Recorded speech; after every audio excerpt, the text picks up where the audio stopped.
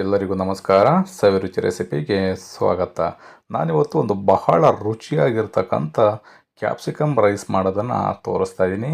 ನಾನು ತೋರಿಸ್ತಕ್ಕಂಥ ವಿಧಾನದಲ್ಲಿ ಮಾಡಿಕೊಂಡ್ರೆ ಮನೆಯಲ್ಲಿ ಮಕ್ಕಳಿತ್ತು ಅಂತಂದರೆ ಬಹಳ ಇಷ್ಟಪಟ್ಟು ಈ ರೈಸನ್ನು ತಿಂತಾರೆ. ಹಾಗೆ ಮಕ್ಕಳುಗಳಿಗೆ ಲಂಚ್ ಬಾಕ್ಸ್ಗೂ ಕೂಡ ಒಂದು ಒಳ್ಳೆ ಸೂಪರಾಗಿರ್ತಕ್ಕಂಥ ರೆಸಿಪಿ ಅಂತ ಹೇಳ್ಬೋದು. ಬನ್ನಿ ಇದನ್ನು ಸಿಂಪಲ್ಲಾಗಿ ಯಾವ ರೀತಿ ಮಾಡ್ಕೊಳ್ಳೋದು ಅಂತ ನೋಡೋಣ. ನಾನಿಲ್ಲಿ ಒಂದು ಫ್ರೈ ಪ್ಯಾನ್ನ ತೊಗೊಂಡು ಇದಕ್ಕೆ ಒಂದು 3 ಟೇಬಲ್ ಸ್ಪೂನಷ್ಟು ಎಣ್ಣೆನ ಸೇರಿಸ್ಕೊಳ್ತಾ ಇದ್ದೀನಿ. ಎಣ್ಣೆ ಚೆನ್ನಾಗಿ ಬಿಸಿ ಆದಮೇಲೆ ಇದಕ್ಕೆ ಅರ್ಧ ಟೀ ಸ್ಪೂನಷ್ಟು ಸಾಸಿವೆನ ಸೇರಿಸ್ಕೊಂಡಿದ್ದೀನಿ, ಅರ್ಧ ಟೀ ಸ್ಪೂನಷ್ಟು ಜೀರಿಗೆ, 2 ಒಣಮೆಣಸಿನ್ಕಾಯಿನ ಮಧ್ಯಕ್ಕೆ ಕಟ್ ಮಾಡಿ ಸೇರಿಸ್ಕೊಂಡಿದ್ದೀನಿ, ಸ್ವಲ್ಪ ಕರಿಬೇವಿನ ಸೊಪ್ಪು ಹಾಗೆ 1 ಗೆಡ್ಡೆ ಬೆಳ್ಳುಳ್ಳಿನ ಬಿಡಿಸಿ ಕಂಪ್ಲೀಟಾಗಿ ಸಿಪ್ಪೆನ ತೆಗೆದು ಸೇರಿಸ್ಕೊಳ್ತಾ ಇದ್ದೀನಿ. ಇಷ್ಟು ಪದಾರ್ಥಗಳನ್ನ ಉರಿನ ಕಡಿಮೆನಲ್ಲಿ ಇಟ್ಕೊಂಡು ಎಣ್ಣೆನಲ್ಲೇ ಚೆನ್ನಾಗಿ ಒಂದು ಅರ್ಧದಿಂದ 1 ನಿಮಿಷಗಳ ಕಾಲ ಫ್ರೈ ಮಾಡ್ಕೋಬೇಕು. ಒಗ್ಗರಣೆ ಪದಾರ್ಥಗಳನ್ನ ಯಾವತ್ತೇ ಫ್ರೈ ಮಾಡಿದ್ರು ಅಷ್ಟೇ ನಾವು ಸಾಧ್ಯವಾದಷ್ಟು ಉರಿನ ಕಡಿಮೆನಲ್ಲೇ ಇಟ್ಕೋಬೇಕಾಗತ್ತೆ. ಇದಕ್ಕೆ ನಾನೀಗ 1 ಈರುಳ್ಳಿನ ಸ್ಲೈಸ್ ಆಗಿ ಕಟ್ ಮಾಡಿ ಸೇರಿಸ್ಕೊಳ್ತಾ ಇದ್ದೀನಿ. ಈರುಳ್ಳಿನೂ ಅಷ್ಟೇ ಸ್ವಲ್ಪ ಮೃದು ಆಗಬೇಕು. ಆ ರೀತಿಯಲ್ಲಿ ಎಣ್ಣೆ ಜೊತೆನಲ್ಲೇ ಚೆನ್ನಾಗಿ ಇದನ್ನು ಫ್ರೈ ಮಾಡ್ಕೋಬೇಕಾಗತ್ತೆ. ಈರುಳ್ಳಿನ ಎಷ್ಟು ಚೆನ್ನಾಗಿ ಸ್ವಲ್ಪ ಬ್ರೌನ್ ಆಗೋವರೆಗೂ ನೀವು ಫ್ರೈ ಮಾಡ್ಕೊಳ್ತೀರಾ, ರುಚಿನೂ ಕೂಡ ಅಷ್ಟೇ ಸಖತ್ತಾಗಿರುತ್ತೆ. ಈಗ ಇದಕ್ಕೆ 1 ಕ್ಯಾಪ್ಸಿಕಮ್ನ ಸ್ಲೈಸ್ ಆಗಿ ಕಟ್ ಮಾಡಿಕೊಂಡು ಸೇರಿಸ್ಕೊಳ್ತಾ ಇದ್ದೀನಿ. ಕ್ಯಾಪ್ಸಿಕಮ್ನ ಸೇರಿಸಿ ಆದಮೇಲೆ 1 ಟೊಮೊಟೊನೂ ಕೂಡ ಸ್ಲೈಸ್ ಆಗಿ ಕಟ್ ಮಾಡಿ ಸೇರಿಸ್ಕೊಳ್ತಾ ಇದ್ದೀನಿ. ಹಾಗೆಯೇ ರುಚಿಗೆ ತಕ್ಕಷ್ಟು ಉಪ್ಪು, 1 ನಿಂಬೆಹಣ್ಣು ಗಾತ್ರದ ಹುಣಸೆ ಹಣ್ಣನ್ನು ತಗೊಂಡು ಸ್ವಲ್ಪ ಒಂದು 10 ರಿಂದ 15 ನಿಮಿಷ ನೆನೆಸಿ ಆ ರಸನ ಇದಕ್ಕೆ ಸೇರಿಸ್ಕೊಳ್ತಾ ಇದ್ದೀನಿ. 1/4 ಟೀ ಸ್ಪೂನಷ್ಟು ಅರಿಶಿಣದ ಪುಡಿನೂ ಕೂಡ ಸೇರಿಸ್ಕೊಳ್ತಾ ಇದ್ದೀನಿ.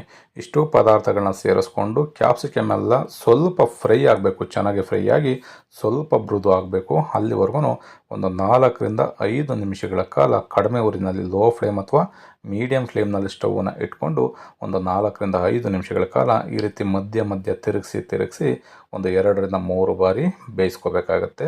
ಈ ರೀತಿ ಎಷ್ಟು ಚೆನ್ನಾಗಿ ನೀವು ಬೇಯಿಸ್ತೀರಾ ಗೊಜ್ಜುನೂ ಅಷ್ಟೇ ಆಗ ತುಂಬ ರುಚಿಯಾಗಿ ರೆಡಿ ಆಗುತ್ತೆ. ಈ ರೀತಿ ಪದಾರ್ಥಗಳನ್ನ ಬೇಯಿಸಿ ಆದಮೇಲೆ ಸುತ್ತಲೂ ನೋಡ್ಬೋದು ನೀವು ಎಣ್ಣೆ ಬಿಡ್ತಾ ಬರುತ್ತೆ. ಆವಾಗ ನಾವು ಇದಕ್ಕೆ ಮತ್ತೆ ಮಸಾಲ ಪದಾರ್ಥಗಳನ್ನ ಸೇರಿಸ್ಕೋಬೇಕು. ನಾನಿಲ್ಲಿ 1 ಟೀ ಸ್ಪೂನಷ್ಟು ಧನಿಯಾ ಪುಡಿನ ಸೇರಿಸ್ಕೊಳ್ತಾ ಇದ್ದೀನಿ, ಅರ್ಧ ಟೀ ಸ್ಪೂನಷ್ಟು ಚಿಲ್ಲಿ ಪೌಡ್ರು ಖಾರದ ಪುಡಿನ ಸೇರಿಸ್ಕೊಳ್ತಾ ಇದ್ದೀನಿ, 1/4 ಟೀ ಸ್ಪೂನಷ್ಟು ಗರಂ ಮಸಾಲ ಹಾಗೆ 1/2 ಟೀ ಸ್ಪೂನಷ್ಟು ಸಾಂಬಾರು ಪುಡಿನ, ಬೇಳೆ ಸಾರಿನ ಪುಡಿನ ಸೇರಿಸ್ಕೊಳ್ತಾ ಇದ್ದೀನಿ. ಹಾಗೆ ವಾಂಗಿಬಾತಿನ ಪುಡಿನ 1 ಟೀ ಸ್ಪೂನಷ್ಟು ಸೇರಿಸ್ಕೊಳ್ತಾ ಇದ್ದೀನಿ. ನೀವು ಸಾಂಬಾರು ಪೌಡ್ರು ಅಥವಾ ಬಿಸಿಬೇಳೆಬಾತ್ ಪೌಡ್ರ್ ಇದೆ ಅಂದರೆ ಅದನ್ನು ಬೇಕಿದ್ರೆ ನೀವು ಸೇರಿಸ್ಕೋಬೋದು. ಯಾವುದಾದ್ರು ಒಂದು ಮಸಾಲ ಪದಾರ್ಥನ ನೀವು ಸ್ಕಿಪ್ ಮಾಡಿ ಸೇರಿಸ್ಕೋಬೋದು. ನೀವು ಇಂಥದ್ದೇ ಮಸಾಲ ಪದಾರ್ಥನ ಹಾಕಬೇಕಂತ ಏನಿಲ್ಲ. ವಾಂಗಿಬಾತ್ ಪೌಡ್ರು ಅಥವಾ ಬಿಸಿಬೇಳೆಬಾತ್ ಪೌಡ್ರು ಅಥವಾ ಬೇಳೆ ಸಾರಿನ ಪೌಡ್ರು 3ರಲ್ಲಿ ಯಾವುದಾದ್ರೂ ಸೇರಿಸ್ಕೊಳ್ಳಿ, ಬಹಳ ರುಚಿಯಾಗಿರುತ್ತೆ. ಹೀಗೆ ಇಷ್ಟು ಪದಾರ್ಥಗಳನ್ನ ಸೇರಿಸಿ ಆದಮೇಲೆ ಮತ್ತೆ ಒಂದು 3 ರಿಂದ 4 ನಿಮಿಷಗಳ ಕಾಲ ಚೆನ್ನಾಗಿ ಫ್ರೈ ಮಾಡಿಕೊಂಡ್ರೆ ನೋಡ್ಬೋದು ಕ್ಯಾಪ್ಸಿಕಮ್ ಗೊಜ್ಜು ಇವಾಗ ರೆಡಿಯಾಗಿದೆ. ಇದಕ್ಕೆ ನಾವೀಗ ಉದುದ್ರಿಯಾಗಿ ಅನ್ನನ ಮಾಡಿಕೊಂಡು ಮಿಕ್ಸ್ ಮಾಡ್ಕೋಬೇಕಾಗತ್ತೆ. ನಾನೀಗ ಸ್ವಲ್ಪ ಕೊತ್ತಂಬರಿ ಸೊಪ್ಪನ್ನು ಕೂಡ ಸೇರಿಸ್ಕೊಳ್ತಾ ಇದ್ದೀನಿ.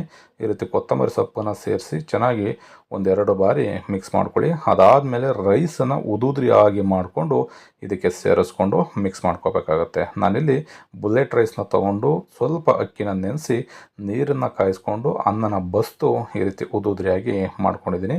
ನೀವು ಎಷ್ಟು ಚೆನ್ನಾಗಿ ಉದುದ್ರಿಯಾಗಿ ಮಾಡ್ಕೊಳ್ತೀರಾ ಆಗ ಅನ್ನನೂ ಅಷ್ಟೇ ಬಿಡಿಬಿಡಿಯಾಗಿ ತುಂಬ ಚೆನ್ನಾಗಿ ರೆಡಿ ಆಗುತ್ತೆ. ಈಗ ಈ ಮಸಾಲ ಜೊತೆ ಸೇರಿಸಿ ಆದಮೇಲೆ ಸ್ಟವನ್ನು ಕಂಪ್ಲೀಟಾಗಿ ಲೋ ಫ್ಲೇಮ್ನಲ್ಲಿ ಇಟ್ಕೋಬೇಕು. ಲೋ ಫ್ಲೇಮ್ನಲ್ಲಿ ಇಟ್ಕೊಂಡು ಒಂದು 2 ರಿಂದ 3 ನಿಮಿಷಗಳ ಕಾಲ ಈ ರೀತಿ ಚೆನ್ನಾಗಿ ಮಿಕ್ಸ್ ಮಾಡ್ಕೊಳ್ಳಿ. ಮನೆಯಲ್ಲೇ ಕ್ಯಾಪ್ಸಿಕಮ್ ರೈಸು ತುಂಬ ಸಖತ್ತಾಗಿ ರೆಡಿಯಾಗಿರುತ್ತೆ. ಇದಕ್ಕೆ ಬೇಕಿದ್ದರೆ ಕೊನೆಯಲ್ಲಿ ಸ್ವಲ್ಪ ನಿಂಬೆಹಣ್ಣನ್ನು ನೀವು ಸೇರಿಸ್ಕೋಬೋದು. ಏಕೆಂದರೆ ನಾನು ಆಲ್ರೆಡಿ ಹುಣಸೆ ಹಣ್ಣನ್ನು ಸೇರಿಸಿರೋದ್ರಿಂದ ಅದು ನಿಂಬೆಹಣ್ಣು ಗಾತ್ರದ ಅಷ್ಟು ತೊಗೊಂಡಿದ್ದೆ, ಹಾಗಾಗಿ ನಾನು ನಿಂಬೆಹಣ್ಣನ್ನು ಸೇರಿಸ್ತಾ ಇಲ್ಲ. ಬೇಕಿದ್ದರೆ ನೀವು ಮತ್ತೆ ಸೇರಿಸ್ಕೋಬೋದು. ಈ ರೆಸಿಪಿ ನಿಮಗೆ ಇಷ್ಟ ಆಯಿತು ಅಂತ ಅಂದ್ಕೊಳ್ತೀನಿ. ಇಷ್ಟ ಆಗಿದ್ದರೆ ಆದಷ್ಟು ಜನಕ್ಕೆ ಈ ರೆಸಿಪಿನ ಶೇರ್ ಮಾಡಿ. ಇನ್ನು ಹೊಸದಾಗಿ ನಮ್ಮ ಚಾನಲನ್ನು ನೋಡ್ತಾ ಇರ್ತಕ್ಕಂಥವ್ರು ಸಬ್ಸ್ಕ್ರೈಬ್ ಮಾಡ್ಕೊಂಡಿಲ್ಲ ಅಂತಂದರೆ ಸಬ್ಸ್ಕ್ರೈಬ್ ಮಾಡ್ಕೊಳ್ಳಿ. ಪಕ್ಕದಲ್ಲಿರ್ತಕ್ಕಂಥ ಬೆಲ್ ಬಟನ್ನ ಪ್ರೆಸ್ ಮಾಡಿ. ನೀವು ಕೂಡ ಒಂದು ಸಲ ಮನೆಯಲ್ಲಿ ಟ್ರೈ ಮಾಡಿ ಹೇಗಿತ್ತು ಅನ್ನೋದನ್ನು ಕಮೆಂಟ್ ಮಾಡಿ ತಿಳಿಸಿ. Thank you.